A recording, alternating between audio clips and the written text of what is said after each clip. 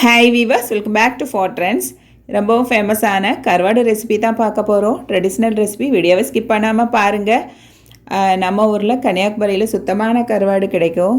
நான் அதை வாங்கி சூப்பராக ஒரு ரெசிபி பண்ணியிருக்கேன். வாங்க வீடியோக்குள்ளே போகலாம்.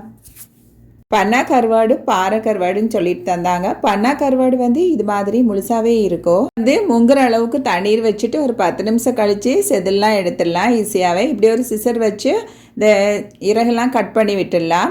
நமக்கு எந்த அளவுக்கு பீஸ் வேணுமோ அது மாதிரி கட் பண்ணி எடுத்துக்கலாம். நான் இன்றைக்கி டிஃப்ரெண்ட்டான ஒரு ஃப்ரை தான் பண்ண போகிறேன். இது சகருக்கு நோம்புக்கு சாப்பிட்றதுக்கும் நல்லாவே இருக்கும். இதுவும் ரசமும் வெள்ளை சாதமுமே போதும்.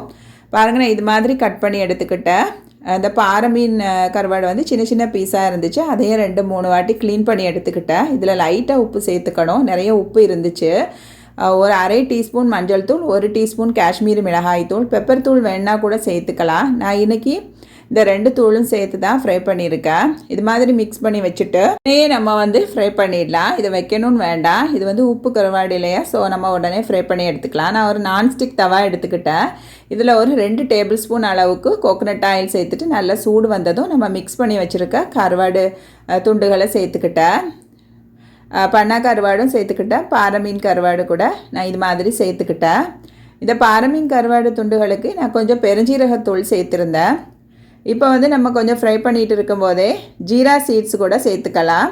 இது 1 நிமிஷம் ஃப்ரை பண்ணி விட்டுட்டு லைட்டாக திருப்பி விட்டுட்டு மீடியம் ஃப்ளேமில் வச்சு ஒரு 2 நிமிஷம் வேக வச்சுக்கணும். இப்போ கருவாடு ஃப்ரை ஆயாச்சு. ஒரு கைப்பிடி சின்ன வெங்காயமும் ஒரு 4-5 பற்கள் பூண்டும் சேர்த்துக்கலாம். இன்னும் கூடவே சேர்த்துக்கலாம். குவான்டிட்டி அதிகமாக வேணும்னா இன்னும் ஒரு கைப்பிடி கூட சேர்த்துக்கலாம். இந்த ஸ்டேஜில் ஒரு அரை டீஸ்பூன் ஜீரா சீட் சேர்த்துக்கிட்டேன். ஜீரா சீட் சேர்த்ததை நான் ஆல்ரெடி கொடம்புளி ஊற வச்சுருந்தேன் வார்ம் வாட்டரில். இந்த கொடம்புளியை ஸ்மாஷ் பண்ணிவிட்டு கூட சேர்த்துக்கலாம். இது மாதிரி நல்லா மசிச்சு சேர்த்துக்கலாம். கொடம்புளி சேர்த்ததும் மிக்ஸ் பண்ணி விட்டுக்கலாம். நிறைய கருவேப்பிலை சேர்த்தா நல்லா இருக்கும். கறி லீவ்ஸ் எனக்கு என்கிட்ட இல்லை, ஸோ நான் சேர்க்கலை.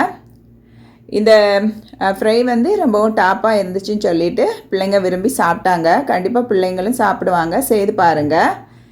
கொஞ்சம் மூடி வச்சுட்டு ஒரு 2 நிமிஷத்தில் இதை சர்வ் பண்ணலாம். நல்லா சூடான வெள்ளை சாதத்தில் இந்த கருவாடும் வச்சு ரசமும் வச்சு சாப்பிட்டா செமையாக இருக்கும். நான் இன்றைக்கி வெள்ளை சாதத்து கூட சுரைக்காய் சேர்த்தா பருப்பு கொஞ்சம் தண்ணியாகவே வச்சுருந்தேன். அப்போ இதை கருவாடுக்கு செமையாக இருக்கும்னு சொல்லிட்டு இந்த கருவாடு ஃப்ரை வெங்காயத்து கூட இந்த வெள்ளை சாதத்து கூடயும் பருப்பு குழம்பு கூடயும் அடிப்பொலி டேஸ்ட்டில் இருந்து கண்டிப்பாக ட்ரை பண்ணி பாருங்கள் இந்த ரமலானுக்கு.